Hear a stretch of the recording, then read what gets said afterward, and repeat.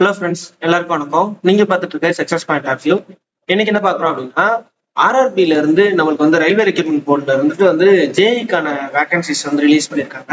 இது வந்து ஒரு நல்ல போஸ்டிங். ஆனா வந்து ஓவரால் வேகன்சிஸ், அதாவது ஆல் ஓவர் இந்தியாவில் ஓவரால் வேகன்சிஸ் பார்த்தோம் அப்படின்னா 4098, அதாவது 4098 வேகன்சிஸ் கொடுத்துருக்காங்க. இது வந்து மெயினான ஒரு நோட்டிபிகேஷன். எப்படி சொல்றேன் அப்படின்னா, இது வந்து ரொம்ப ரேரா கொடுப்பாங்க. அதே மாதிரி இன்ஜினியரிங் முடிச்ச கேட்டகரிஸ், அதாவது டிப்ளமோ படிச்சவங்களுக்கு ஃபுல் அண்ட் ஃபுல் இது வந்து ஒரு யூஸ்ஃபுல்லான கேட்டகரியா இருக்கும். இந்த நோட்டிபிகேஷன் நீங்க அப்ளை பண்ணீங்க அப்படின்னா ஒரு மினிமம் 50,000 சம்பளம் வாங்குற அளவுக்கு உங்களுக்கான எலிஜிபிள் கிடைக்கும். அதே மாதிரி நிறைய ஆப்பர்ச்சுனிட்டிஸ் இருக்கு. இது வந்து ஒரு லோ கிரேட் இல்லாம ஹை கிரேட்ல வரும். ஸோ வந்து இது வந்து யூஸ்ஃபுல்லான ஒரு நோட்டிபிகேஷனா இருக்கும். நீங்க டெஃபினட்டா இதை ஃபுல்லா பாருங்க, ஸ்கிப் பண்ணாதீங்க. உங்களுக்கு ஃபுல் டீட்டெயில் எக்ஸ்பிளைன் பண்றேன். ஆக்சுவலா எக்ஸாம் ஸ்டார்ட் ஆகுற, அதாவது ஆன்லைன் அப்ளிகேஷன் ஓப்பன் ஆகுற டேட் வந்து 14/8/2026. இது ஒரு டென்டேட்டிவா தான் கொடுத்துருக்காங்க. வெறும் ஷார்ட் நோட்டீஸ் மட்டும் தான் ரிலீஸ் ஆயிருக்கு. இதோட ஃபுல் டீடைல்டு நோட்டிபிகேஷன் பார்த்தோம் அப்படின்னா உங்களுக்கு 13 ஆகஸ்ட் தான் வருது. அதாவது 13/8/2026 வந்து ரிலீஸ் ஆகுதுன்னு சொல்லியிருக்காங்க. ஆனா வந்துட்டு இதுல ஷார்ட் நோட்டீஸ் வந்து நம்மளுக்கு இன்னைக்கு ரிலீஸ் பண்ணிருக்காங்க. 14/8 அன்னைக்கு வந்து உங்களுக்கு வந்து அப்ளிகேஷன் ஓப்பன் ஆகும். அடுத்த மாசம் 9வது மாசம் 13ஆம் தேதி வரையும் நீங்க வந்து எக்ஸாமுக்கு அப்ளை பண்ணிக்கலான்ற மாதிரி சொல்லியிருக்காங்க. எதுக்கெல்லாம் உங்களுக்கு வந்து கொடுத்துருக்காங்க அப்படின்னா, ஜூனியர் இன்ஜினியர் கொடுத்துருக்காங்க. அதே மாதிரி டிபோர்ட் மெட்டீரியல் சூப்பர்டென்ட் அப்படின்னு சொல்லிட்டு அண்ட் கெமிக்கல் அப்படின்ற மாதிரி கொடுத்துருக்காங்க. அதே மாதிரி அண்ட் மெட்டலாரிஜிக்கல் அசிஸ்டன்ட் அப்படின்னு சொல்லிட்டு ஒரு 3 கேட்டகரி வைஸ் வந்து உங்களுக்கு கொடுத்துருக்காங்க. இதுல இருந்து என்னென்ன டிபார்ட்மெண்ட் வைஸ் பிரியுன்றத நம்ம ஃபுல் டீட்டெயில் வரும்போது நம்ம பார்க்கலாம். அதாவது நீங்க வந்து 18ல இருந்து 33 வயசு வரை உள்ள இருக்கவங்க வந்து நீங்க அப்ளை பண்ணிக்கலாம்.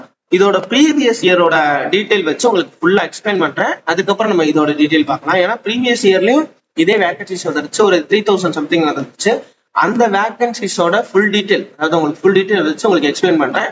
அதுக்கப்புறம் நம்மளுக்கு இந்த 13ஆம் தேதி நம்மளுக்கு வரும்போது இதோட கரண்ட் நோட்டிபிகேஷன் என்னென்ன மாதிரிலாம் கேட்டிருக்காங்கன்றத நம்ம டீடைல்டா பார்க்கலாம். இப்போ ஒரு ஓரலா வந்து பல டீடைல் பார்த்துக்கலாம்.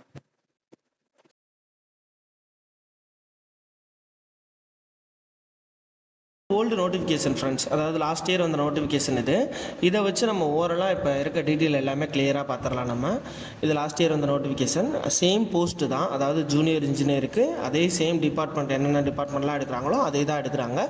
இதில் ஓவரால் டீட்டெயில்ஸ் மட்டும் நம்ம ஒரு ஓவராலாக பார்த்துடலாம். ஏன் அப்படின்னா இப்போ கரண்ட் நோட்டிஃபிகேஷன் வரல, இன்னும் வந்த பின்னாடி ஃபுல் டீட்டெயில் கிளியராக பார்த்துடலாம். போஸ்ட்டு சேம் தான். லெவல் 6ல் வந்து பே கொடுக்குறாங்க. 35,400 வந்து ஸ்டார்டிங் பேவாக கொடுக்குறாங்க. 18 இயர்ஸ் வந்து, அதாவது வந்து 18 வயசு இருக்கணும் உங்களுக்கு ஏஜ் மினிமம். மேக்ஸிமம் வந்து ஒரு 33 இயர்ஸ் வரையும் உங்களுக்கு ஏஜ் லிமிட் இருக்குது. அதே மாதிரி ரிலாக்ஸேஷனும் இருக்குது. சென்ட்ரல் கவர்மெண்ட்டில் அஸ் யூஸ்வல் என்ன ரிலாக்ஸேஷன் கிடைக்குமோ அது எல்லாமே இருக்குது. இதில் நீங்கள் பார்க்குறது வந்து லாஸ்ட் இயர் வேகன்சிஸ் வந்து வெறும் 2569 தான் கொடுத்துருக்காங்க. ஆனால் இந்த கரண்ட் இயரில் பார்த்தோம் அப்படின்னா நம்மளுக்கு வந்து 4098 வேகன்சிஸ் கொடுத்துருக்காங்க. அது இதை விட 2 மடங்கு அதிகமாக இருக்குது. ஸோ வந்து நீங்கள் டெஃபினட்டாக அப்ளை பண்ணுறதுக்கான யூஸ்ஃபுல்லாக இருக்கும். அடுத்து எக்ஸாமுக்கான டீட்டெயில் ஓவராலாக பார்க்கலாம்.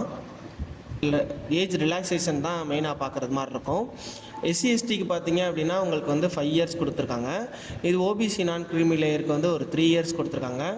எக்ஸ் சர்வீஸ் மேனுக்கு பார்க்குறீங்க அப்படின்னா வந்து அதுவும் ஒரு 3 இயர்ஸ். இது எல்லாமே நம்ம ஆர்டராக பார்த்துக்கலாம். பிடபிள்யூடிக்கு எல்லாத்துக்குமே வந்து ஏஜ் ரிலாக்ஸேஷன் கொடுத்துருக்காங்க. இது அஸ் யூஸ்வல் கவர்மெண்ட்டில் கொடுக்குறது தான்.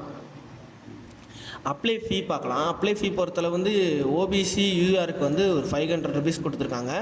இது வந்து நீங்கள் ஃபஸ்ட்டு ஸ்டேஜ் ஆஃப் சிபிடி, அதாவது ஃபஸ்ட்டு ஸ்டேஜ் ஆஃப் எக்ஸாம் வந்து எழுதின பின்னாடி உங்களுக்கு உடனே வந்து ரீஃபண்ட் ஆயிரும். ஸ்டேஜ் 1 எழுதினாலே போதும், 400 ருபீஸ் வந்து ரீஃபண்ட் ஆயிரும். இதுவே எஸ்சி எஸ்டி, அதாவது வந்து SC ST, ex serviceman, PWBD, female, transgender இவங்க எல்லாருக்குமே வந்து 250 ருபீஸ் வந்து எக்ஸாம் ஃபீயாக இருக்குது. அந்த 250 ருபீஸ் அப்படியே வந்து ரீஃபண்ட் ஆகிறது வந்து ஃபஸ்ட்டு ஸ்டேஜ் ஆஃப் சிபிடி முடிச்சிங்க அப்படின்னாலே உங்களுக்கு ரீஃபண்ட் ஆயிரும். அவ்வளோதான். என்னென்ன எக்ஸாம்ஸு எப்படி அப்ளை பண்ணலான்றது எல்லாமே கொடுத்துருக்காங்க. இந்த கரண்ட் நோட்டிஃபிகேஷன் வரும்போது நம்ம டீட்டெயில்டாக பார்க்கலாம். இது வந்து எக்ஸாம்ஸ் பாயிண்ட் ஆஃப் வியூ பார்த்துடலாம். எப்படிலாம் கொஸ்டின்ஸ் எடுப்பாங்கன்றதை மட்டும் பார்த்துடலாம். மேத்தமெட்டிக்ஸ்க்கு வந்து 30 கொஸ்டின் கொடுக்குறாங்க, 30 மார்க்ஸ் கேட்குறாங்க. இது வந்து சிபிடி 1, அதாவது எக்ஸாம் ஸ்டேஜ் 1ல். ஜென்ரல் இன்டெலிஜென்ஸ் அண்ட் ரீசனிங்க்கு வந்து 25 கொஸ்டின் கொடுக்குறாங்க, 25 மார்க்ஸ் எடுக்கிறாங்க. ஜென்ரல் அவேர்னஸ்க்கு வந்து 15 கொஸ்டின், 15 மார்க்ஸ் எடுக்கிறாங்க. ஜென்ரல் சயின்ஸ் வந்து 30 கொஸ்டின், 30 மார்க்ஸ் எடுக்கிறாங்க. இதில் ஓவரால் 100 மார்க்ஸ்க்கு எடுக்கிறாங்க எக்ஸாமு. மினிட்ஸ் வந்து பார்த்தோம் அப்படின்னா 90 மினிட்ஸ், ஆல்மோஸ்ட் வந்து 1.5 ஹவர்ஸ் வந்து எக்ஸாம் இருக்கும். ஸோ அதை வந்து நோட் பண்ணிக்கோங்க. ஸ்டேஜ் 2 பொறுத்தளவு நீங்கள் என்னென்ன எக்ஸாம் குரூப்க்கு ஏற்ற மாதிரி அப்ளை பண்ணுறீங்களோ அந்த எக்ஸாம் குரூப் வந்து ஆர்டராக பார்க்கலாம். இதில் வந்து ஜென்ரல் அவேர்னஸ் வந்து 15 மார்க்ஸ் வரும், 15 கொஷின்ஸ் வருது. ஃபிசிக்ஸ் அண்ட் கெமிஸ்ட்ரி வந்து 15 கொஷின் 15 மார்க்ஸ் வருது. Basics of computer and applications வந்து 10 கொஷின்ஸ் வருது, 10 மார்க்ஸுக்கு வருது. Basics of environmental and pollution control வந்து 10 கொஷின்ஸ் வருது, 10 மார்க்ஸ்க்கு வருது. டெக்னிக்கல் எபிலிட்டிஸ் வந்து 100 கொஷின்ஸ்க்கு வரும், 100 மார்க்ஸ்க்கு வரும். இந்த டெக்னிக்கல் எபிலிட்டிஸ் மட்டும்தான் வந்து உங்களுக்கு வந்து உங்களோட, அதாவது வந்து நீங்கள் என்ன இன்ஜினியரிங் முடிச்சிருக்கீங்க, என்ன டிபார்ட்மெண்ட்டோ அந்த டிபார்ட்மெண்ட்டுக்கு ஏற்ற மாதிரி வரும் உங்களுக்கு.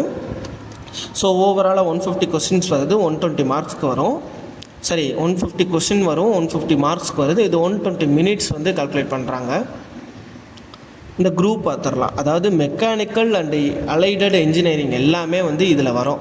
மெக்கானிக்கலும் அது சம்மந்தப்பட்ட இன்ஜினியரிங்ஸ்லாம் என்னென்ன அப்படின்னா mechanical engineering, production engineering, automobile engineering, manufacturing engineering, mechatronics engineering, industrial engineering, machining engineering, tools and machining engineering, tools and die making engineering, இது சம்மந்தப்பட்ட இன்ஜினியரிங் எல்லாமே மெக்கானிக்கல் அண்ட் அலைட் இன்ஜினியரிங் குரூப்பை நீங்கள் சூஸ் பண்ணணும். எலக்ட்ரிக்கல் வந்து அதே மாதிரி எலக்ட்ரிக்கல் இன்ஜினியரிங் அது சம்மந்தப்பட்ட இன்ஜினியரிங் இந்த குரூப்பை சூஸ் பண்ணணும்.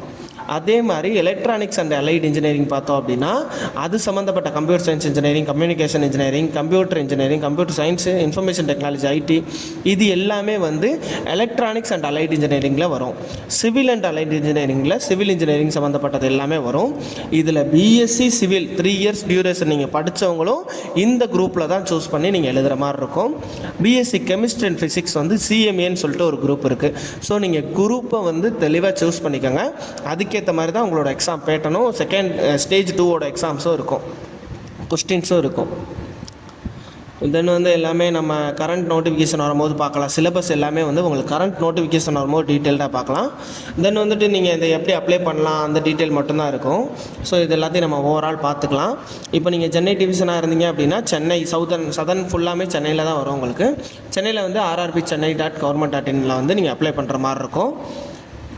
தென் இந்த அதுதான் டீட்டெயில் எல்லாமே உங்களுக்கு ஓவரால் கொடுத்துருக்காங்க. இதில் வர்ற அடுத்த விஷயங்கள் எல்லாமே வந்து நம்மளோட கரண்ட் நோட்டிஃபிகேஷன் வரும்போது அதில் பார்க்கலாம். சிலபஸில் ஏதாவது சேஞ்சஸ் இருக்கா அப்படின்றது எல்லாத்தையும் நம்ம தெளிவாக பார்த்துடலாம். Thank you friends. இந்த நோட்டிஃபிகேஷன் அவ்வளோதான். நீங்கள் இதை பற்றின டீட்டெயில்ஸ் ஏதாவது வேணும்னா கமெண்ட் பண்ணுங்கள். டெஃபினட்டாக நான் வந்து உங்களுக்கு அதில் ரிப்ளை பண்ணுறேன். லைக் பண்ணிக்கோங்க, அது ரொம்பவே மோட்டிவேஷனாக இருக்கும். தேங்க்யூ. உங்கள் ஃப்ரெண்ட்ஸ் அண்ட் ஃபேமிலிக்கு ஷேர் பண்ணுங்கள். Thank you very much.